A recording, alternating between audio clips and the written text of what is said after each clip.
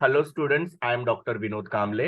इस वीडियो से हम लोग एमकॉम सेमेस्टर 3 का जो ह्यूमन रिसोर्स मैनेजमेंट सब्जेक्ट है उसका मॉड्यूल 3 स्टार्ट करने जा रहे हैं। और ये मॉड्यूल का नाम है latest development in HRM and labour legislation. Basically इस पर्टिकुलर मॉड्यूल में हम लोग लेबर के रिलेटेड जो अलग अलग एक्ट है या कानून है उसके बारे में पढ़ने वाले हैं। एक्ट का मतलब ही क्या होता है? कानून। सो ये अलग अलग कानून जो है वो लेबर के या वर्कर्स के बेनिफिट के लिए बनाए गए हैं या उनको प्रोटेक्ट करने के लिए बनाए गए हैं। क्योंकि वर्कर्स का एक्सप्लॉयटेशन एक हद के बाद में काफी ज्यादा बढ़ गया था, तो ऑब्वियसली ये सब जो एक्ट है वो लेबर का जो एक्सप्लॉयटेशन हो रहा था उसको कम करने के लिए बनाए गए थे। सो ये एक्ट पढ़ने की वजह से आपको क्या बेनिफिट होगा? तो डेफिनेटली फ्यूचर में आप लोग या तो खुद का बिजनेस शुरू करोगे या फिर आप लोग कहीं पे एज अ वर्कर जॉब करोगे। तो दोनों ही केस में आप लोगों को ये एक्ट का नॉलेज होना काफी जरूरी है। जैसे कि अगर सपोज आप लोग खुद का बिजनेस करते हो तो आपको पता होना चाहिए कि आपके यहाँ पे जो वर्कर्स काम कर रहे हैं तो उनके क्या राइट्स होते हैं या उनको क्या फैसिलिटीज देनी चाहिए, या कौन सी अगर कोई दुर्घटना होती है तो उनको कितना कॉम्पेंसेशन पे करना चाहिए, ये आपको पता होना चाहिए। और अगर आप लोग कहीं पे जॉब कर रहे हो तो भी आपको पता होना चाहिए कि एज अ वर्कर आपके क्या क्या अधिकार है, आपको क्या क्या फैसिलिटीज मिलनी चाहिए, आपको कितना कॉम्पेंसेशन मिलना चाहिए। तो ये सब चीजें जो है वो आप लोग ये एक्ट पढ़ने के बाद में आपको पता चलेगा। तो इसके लिए ये जो चैप्टर है इसको अगर आप लोग थोड़ा इंटरेस्ट लेके पढ़ोगे तो डेफिनेटली आपके लिए बेनिफिशियल होगा। सिर्फ एग्जाम के लिए नहीं, तो आपके जो भी फ्यूचर में लाइफ है जहाँ पे आप लोग बिजनेस करोगे या कहीं पे जॉब करोगे तो उसमें भी आप लोगों को ये चैप्टर जो काफी ज्यादा हेल्पफुल होने वाला है। So let us start. सबसे पहला हम लोग एक्ट पढ़ने वाले हैं लेबर के बारे में जिसका नाम है ट्रेड यूनियन एक्ट। पहले तो ट्रेड यूनियन क्या होता है? ट्रेड यूनियन मतलब एक यूनियन होता है, एक संगठन होती है जो वर्कर्स के राइट के लिए फाइट करता है। आप लोगों ने काफी सारे मूवीज में देखा होगा कि जो ट्रेड यूनियंस होते हैं वो किस तरीके से मैनेजमेंट के साथ बार्गेन करते हैं और वर्कर्स का प्रोटेक्शन करते हैं। ट्रेड यूनियन क्या करते हैं कि किसी भी वर्कर्स के साथ अगर कोई एक्सप्लॉयटेशन हो रहा है, मतलब उनको जॉब से निकाला जा रहा है या उनको बराबर ट्रीटमेंट नहीं दी जा रही है, फैसिलिटीज नहीं दी जा रही है, तो ट्रेड यूनियन क्या करते हैं? मैनेजमेंट के साथ बातचीत करते हैं, नेगोशिएशन करते हैं या फाइट करते हैं और वर्कर को एक्सप्लॉयटेशन से बचाते हैं। सो उनको हम लोग ट्रेड यूनियन बोलते हैं। सो बेसिकली ट्रेड यूनियन का काम क्या है? वर्कर्स को प्रोटेक्ट करना और वर्कर और मैनेजमेंट के बीच में नेगोशिएशन करना।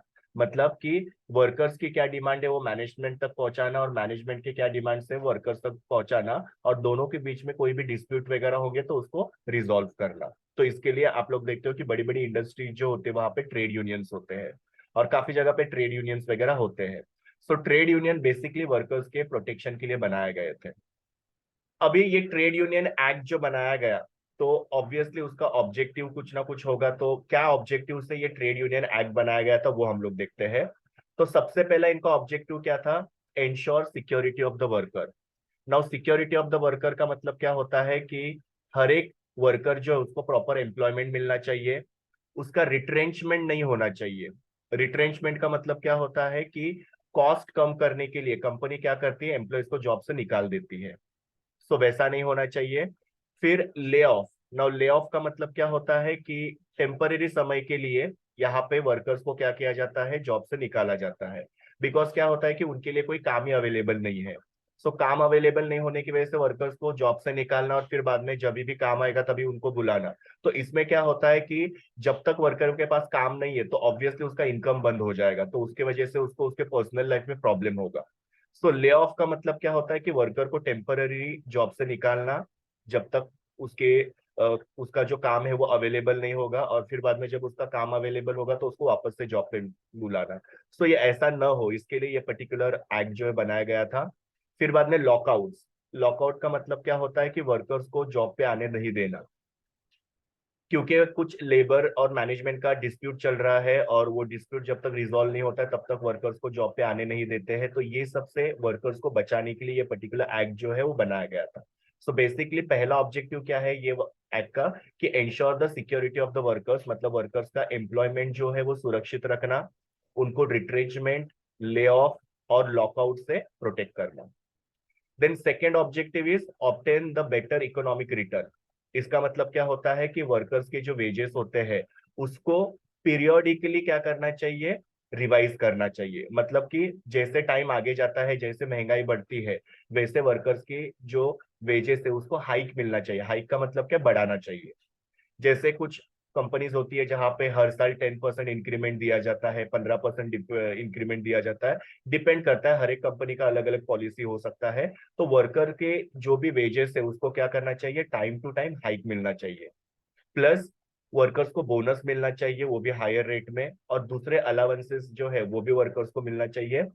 उसी के साथ साथ उनको सब्सिडाइज कैंटीन मिलना चाहिए। सब्सिडाइज कैंटीन का मतलब क्या होता है कि ऐसा कैंटीन जहाँ पे उनको खाना मिले लेकिन कम दाम में, एंड देन उनको ट्रांसपोर्टेशन फैसिलिटी भी अवेलेबल होनी चाहिए। तो ये सारे जो इकोनॉमिक रिटर्न या बेनिफिट्स वर्कर को मिलने चाहिए, ये पर्टिकुलर एक्ट का ऑब्जेक्टिव है। Workers participation in the management, मतलब जो भी डिसीजंस कंपनी के अंदर लिए जाते हैं तो उसमें वर्कर्स का पार्टिसिपेशन भी होना चाहिए।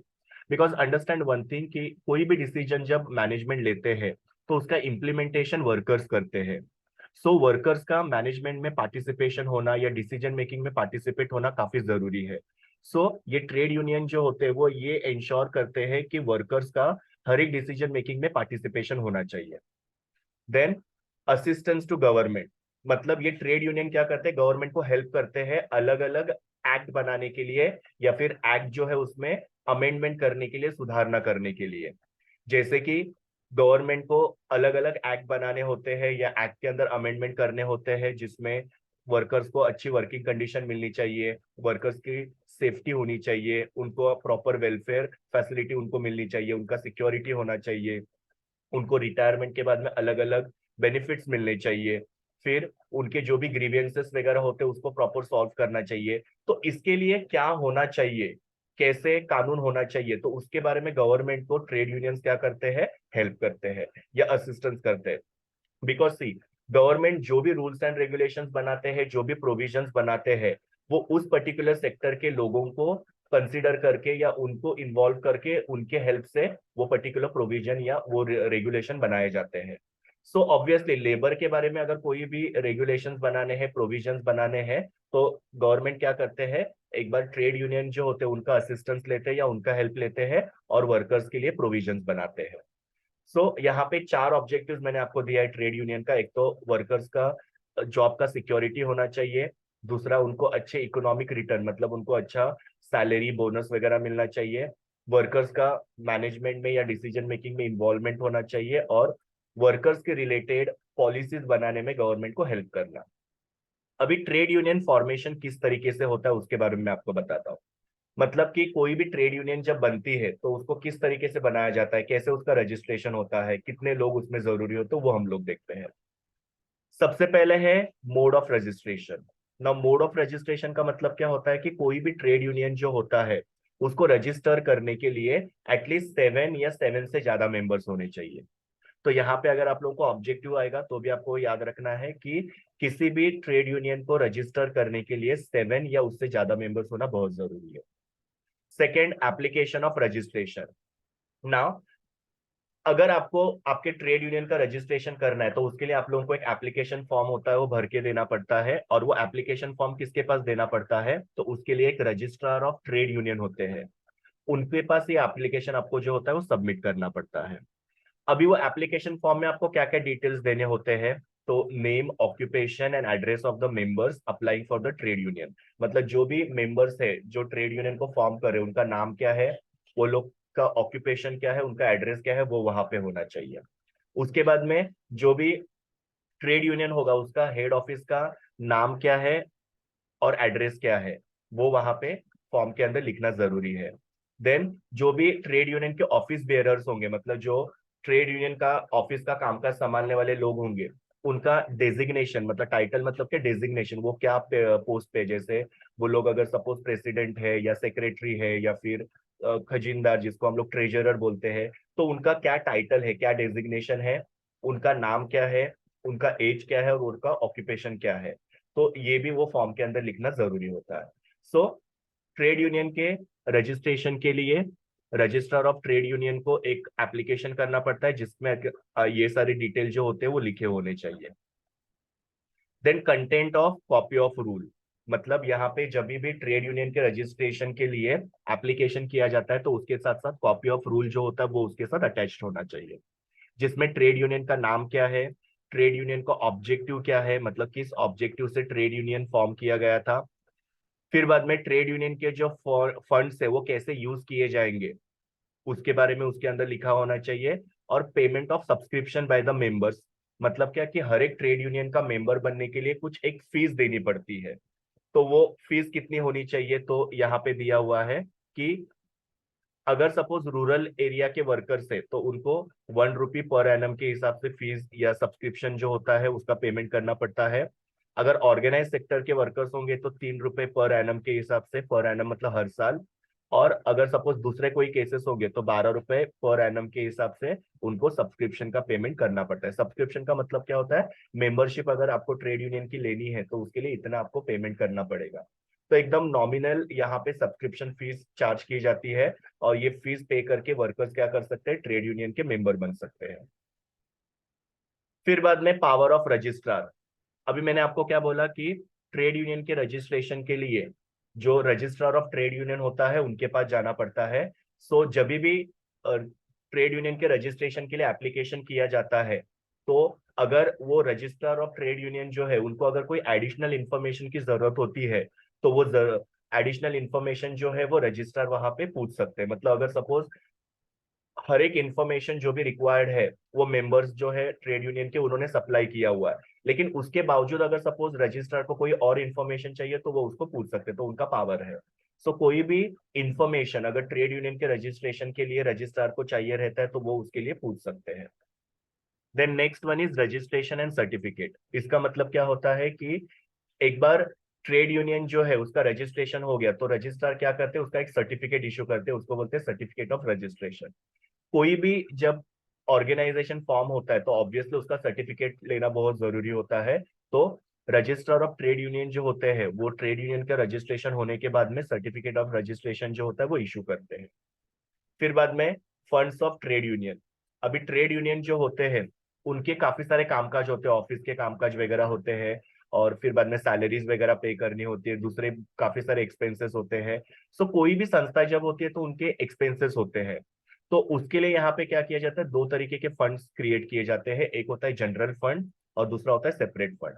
नो जनरल फंड जो होता है वो किसके लिए, तो जो भी ऑफिस बेयरर्स है, मतलब जो भी ट्रेड यूनियन का ऑफिस का कामकाज संभालने वाले लोग हैं उनकी सैलरी, उनके अलाउंसेस, उनके एक्सपेंसेस वगैरह जो होते हैं उसके लिए जनरल फंड्स में से पैसा यूज किया जाता है। और उसी के साथ साथ जो भी एडमिनिस्ट्रेटिव एक्सपेंसेस होते हैं उसके लिए जनरल फंड में से पैसा यूज किया जाता है। और सेपरेट फंड जो होता है उसका पैसा पॉलिटिकल पर्पस के लिए यूज किया जाता है। तो ये सारी चीजें जो है आप लोगों को ट्रेड यूनियन एक्ट के बारे में अगर क्वेश्चन आता है तो याद रखना है। सबसे पहले आपको लिखना है कि ट्रेड यूनियंस क्यों फॉर्म किए गए, फिर बाद में ट्रेड यूनियन एक्ट के क्या क्या ऑब्जेक्टिव्स होते हैं, उसके बाद में ट्रेड यूनियन जो होता है उसको फॉर्म करने के लिए, रजिस्ट्रेशन करने के लिए क्या क्या प्रोविजंस होते हैं। तो मैंने आपको बताया कि उसका रजिस्ट्रेशन करने के लिए मिनिमम 7 मेंबर्स की जरूरत होती है। उसके लिए एक एप्लीकेशन फॉर्म जो होता है वो रजिस्टर ऑफ ट्रेड यूनियन को सबमिट करना पड़ता है, जिसमें ये सारी डिटेल्स लिखी रहती है। फिर एप्लीकेशन करते समय एक कॉपी ऑफ रूल जो होता है वो भी रजिस्ट्रार को सबमिट करना पड़ता है।